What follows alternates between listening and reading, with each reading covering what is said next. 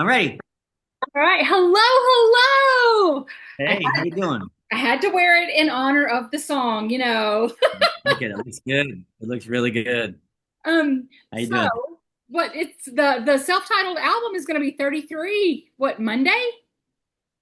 I didn't even know that. You're right. September something something. Yeah, is it September 21st Second. or 22nd? Okay, yeah, great. I'm on it. I've done my research.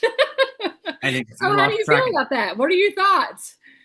My thoughts are I just never imagined I'd be sitting here talking about songs I wrote in my 20s. You know what I mean? 33 years later. I mean, that's really the Yeah, truth. So, that is I feel insane. yeah, I feel, flattered and, all those things, just kind of blown away. I just never expect, I just never, as a 20-year-old, you can't look that far ahead anyway. Yeah. But I never imagined that, anyone would care about the songs, we were writing at that point, Oh my goodness. That song, Now, I can't even begin to tell you. I will get emotional if I that song has carried me through so many heavy times in my life just because it's upbeat, it's full of love and joy sure. and you can't help but just you feel it. You Yeah. feel it in every fiber and you just It want to feels put it. good. Yeah. Yeah. Yes, it No, does. it's true. It is It the feels perfect good. feel good song, and it is the most pick me up song. It played at my 40th. It was my introduction for my 40th birthday. It was Perfect. like it's Love it's it. just been the That's theme so song great. for my life. So That's awesome. yeah, my my husband talked me into the outfit. I was like, really? Yeah, it looks great. But yes, it's cute. I love it. Adorable. So do you still enjoy the recognition that you're getting from the song? Because I mean that was your biggest song for Blind Melon, correct? Yeah. Yeah. So what are your Yes, without a doubt. No, that song dwarfed every other single that we had. We had a lot of other singles that were yeah, top 10 singles, but yeah. that song was like unstoppable. So, you know, It definitely I'm seems like it very took on a life of its own. it So, really did. It happened pretty quick. Like when the video happened, like that song just became its own thing. I think the combination of the video made yeah, it just took off on its own and we were chasing it at some point. yeah. Oh, I would agree with that. That's I mean, it's definitely an incredible piece. So when you sat down to write it, like what were your thoughts? Like what were you guys, I mean, you said you were 20, so you're just Yeah, yeah. I didn't write that putting one. words on paper. That was a song that Brad wrote, and it was a song that he had kind of lying around when we first Okay. started the band. We Okay. were, writing a bunch of songs, and it was just a song that Brad had, and I think he was singing it like on Venice Beach, like he was like busking on Venice Beach and Yeah. singing that song. I think he played it for us one day. We're like, yeah, that's cool. Let's work on that one. I mean, it sounded different than everything else that we had on our record. Yeah. But it's a beautiful song, man. I'm super proud of it, and like I said, never thought we'd be talking about it 33. Well, I know that Hoon left just entirely too soon, and he was kind of a star that burned out quicker than anybody wanted him to. How did you guys navigate, like, because I know that you tried to find another singer and you were trying to kind of go through keeping the band together. Like, how was that struggle? And at what point? Because I know it dissolved and you guys kind of just laid it to Yeah, rest and were going your own yeah. separate ways and doing your own thing, and then you decided to pick it back up. So how did that come about? Like what was the impetus that said, "Hey, let's try this again under Blind Melon"? The only way it came up, and it was not pre-planned in any way. Brad and I were producing records. We owned a studio called Studio Wishbone in North Hollywood, Okay. and a good friend of ours named Kevin said, who was an A&R guy at Atlantic Records, say, "Hey, we just met this kid. His name's Travis. He's a huge fan of you and Brad. Do you want to write songs and maybe produce them? Like we're interested in him." We're like, "Yeah, send him over."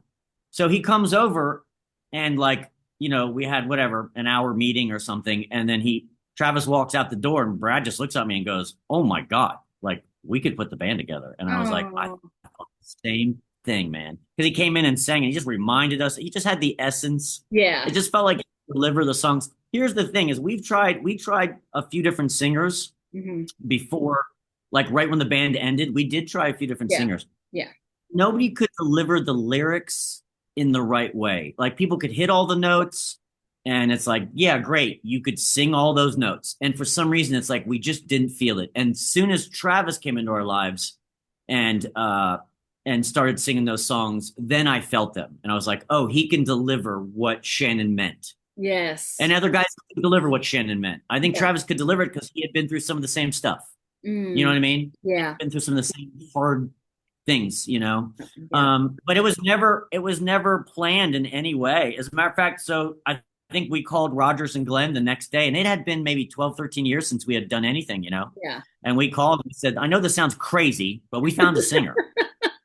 And Rogers and Glenn were like, okay, we'll fly out next week. They flew out. We played 2x4. Everyone looked at each other and went, we're back. Okay, we're doing Like it. by the end of one song, by the end of two by four with that yell that Travis does, Yeah. I'm Yeah. just Yeah. Yeah. we're like we're like, yeah, wow, we're back. Let's go. And it was immediately like that. Let's get back to work. That's You awesome. know? That's awesome. Yeah, I So I felt lucky know to meet that, Travis. yeah, I know that you've had your own, like I said, you guys kind of had your own little thing going, and you've got the Fireside studio, or Fireside Sound. Sound, sorry, Yep. Fireside Yes, Sound. okay. I Yep. keep on wanting to call it studio, but I know but That's all right. It is a studio. You call it that too. yeah, and it's gorgeous. I mean, I saw it online. It was just like it's stunning. And do you Yeah. prefer producing over playing, playing over producing? What are your Yeah, that's a really good question. For me, I have to have both in my life. Like if I'm only in the studio, then I get a little cabin fever.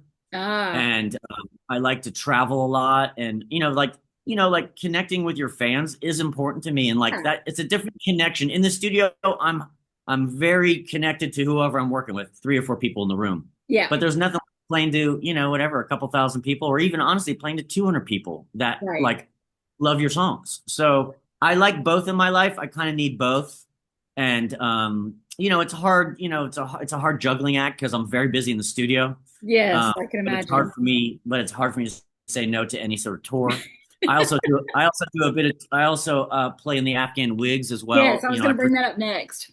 Yeah, I produce those records, and I get to go and tour with those guys too. So I like both. I like making records a few months, going on the road. So how did you end up in the Afghan Wigs? Like, did you start producing them and then end up in the band, or did you like how did that come about? Yeah, I've been working with Greg Dooley for probably, I don't even know, like a good 13, 14 years or something. I've Hmm. been making all of the last few records I've been a part of, and I was always there as a producer, really Yeah. close with Greg. We're best friends, blah, blah, blah. We worked together on all the stuff, blah, blah, blah.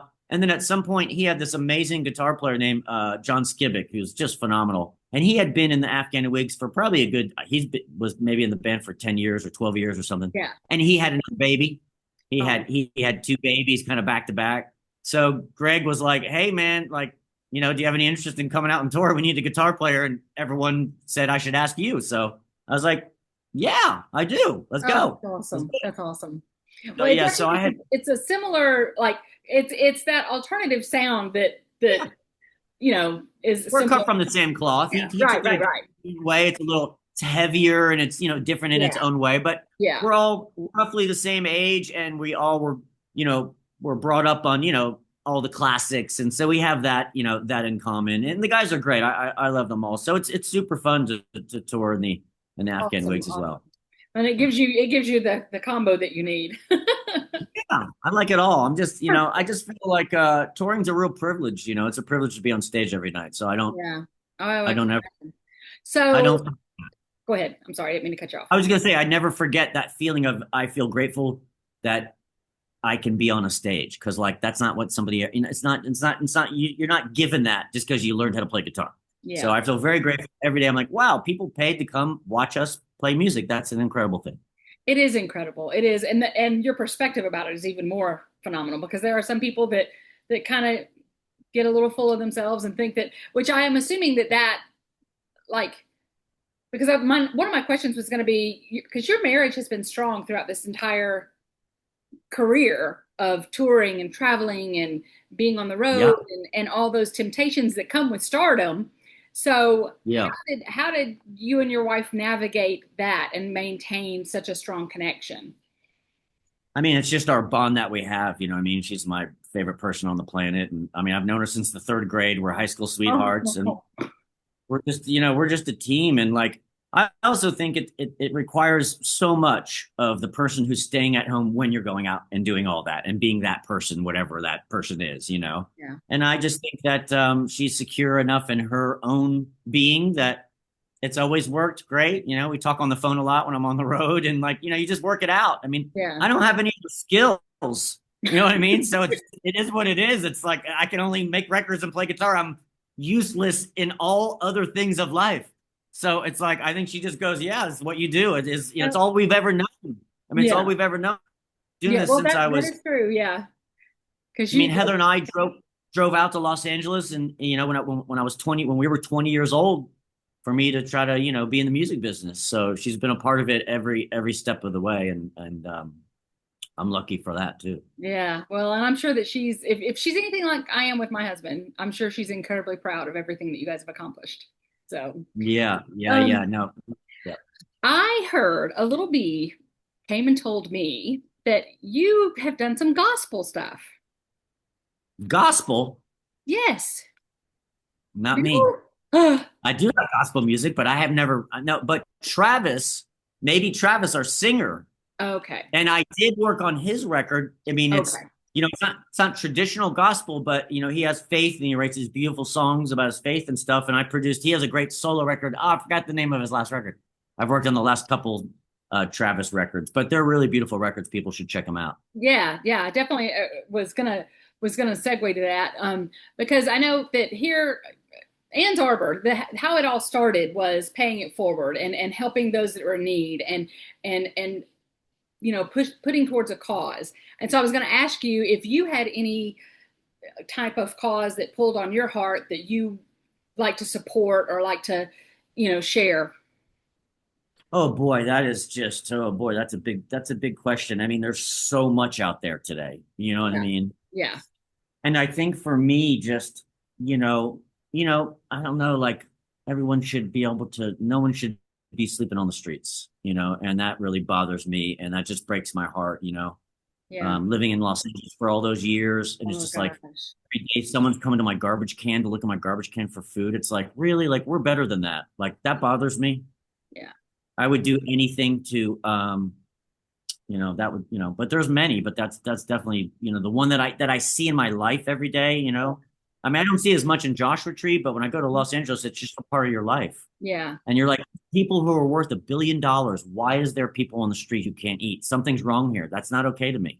Oh, I would agree That's with that. wrong in every way. You know what I mean? I'm like, raise my taxes, whatever it is, fix it. I don't want to see people hungry on the street. I just Right, don't. right. You know, Do they're all you have somebody's babies. My wife exactly? pointed that out one day. She saw this guy digging in our garbage can. I'll never forget. My wife said, "Man, that just breaks my." I think we just had our kid, Hmm. and she said, that little boy was a perfect little boy one day when he was born. You know what I mean? He was somebody's precious, the greatest thing ever, the gift. Yeah, And 20 years later, that kid's looking for food in a garbage can. I don't like that. I yeah. don't want to see that. You could do. I would do anything to fix that. I'm right there with you. So, do you have a specific cause for the homeless and the hurting that you contribute to, or that you like to Not support? specific, not specifically, but I did play in this celebrity band, and we haven't done it in a little while. But I went through a phase where I was in this kind of I call it celebrity band. It was like the guy from the Rami from the Foo Fighters, Yeah, keyboard player, yeah. me, and it was Dave Cruz from Pearl Jam, and my friend Johnny Kaplan, and we did. And the only reason for the band, we went out and we played covers, and the only reason for the band was to go play benefits. And I Oh, miss doing that. Like if I could play guitar and give back, like yeah. I would do I would do a whole tour just to know that we were helping something like that. I'm always into stuff like that. That's incredible. Yeah, and it's sad that that doesn't happen more often. And I feel like, especially in today's in not necessarily environment, but the temperature that is in today's world. Like I'm all Exactly. about, can we not just spread joy? Can we not just spread kindness? Yes. Can we not just do something Yes. good for our fellow man? You don't necessarily Exactly have right. to agree with everybody to do good for them. No, you don't. And I agree with that. You're exactly right. You don't have to agree with their politics to do good for other people. I mean, that's what's Right, important. right. And it's unfortunate that I feel like a lot of people have missed that, somehow. So, well, is there anything that I didn't ask you that you wanted to share or that you thought of? I mean, I want to be respectful of your time. I know that you're a busy, I busy appreciate man. that. Yeah, you've got all You were kinds of. saying one thing, and I did. You were talking earlier, and I did want to just be even more specific, we were talking about the gratitude, and you were talking about some guys in bands. You forget that it is a privilege to be up there. And I just wanted to say, in all fairness, that was me in my 20s. You know what Really? I mean? I was Yeah. that guy. And here's what changed for me. Shannon died, and my whole life changed in one moment. And I realized that shit can be taken away like that. So every day I step on stage, I go, this could be the last night for me, because Mm, it was once before. So yeah. that perspective, I just wanted to put that, I just wanted to clarify that I have an incredible clarity when it comes to how lucky we are to do what we do, because it was taken away from me.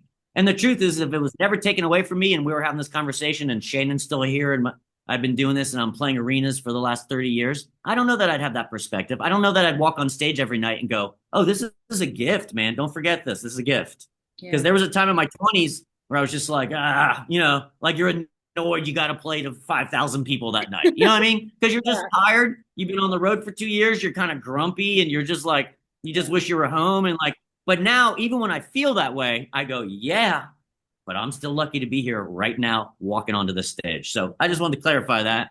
That's beautiful. That's the That's lens beautiful. that I unfortunately or fortunately see the world through, is that it can all change like that. That is beautiful. It definitely sounds like losing Shannon was a pivotal transitional thing for you, and I mean, it would have been for anybody. It was for a lot of people. I guess I should say that, and Yeah, yeah, no, my life is before, with Shannon, and then my life changed 100% when he's gone. It's yeah, like, there's things like that in everybody's life. It was this yeah, way then, and it absolutely. happened. Yep, Yeah. yep, those big turning points. Well, thank you for sharing all of that. And like I said, I want to be very respectful of your time. So I appreciate you taking the moment to talk with just Thanks. a I silly. enjoyed talking to you. I You have appreciate to it. come out to a show. Uh-huh. You'll have to come out to a show next time. Yes, yes. I did not realize you were in Jasper. That was pretty close to us. So we'll have to figure it out, and I'll definitely be there. I'll Sounds come great. during the bee. I love it. I love it. All right. Thank you so much. Thanks so much. I appreciate your time. You take care. All right. Bye bye.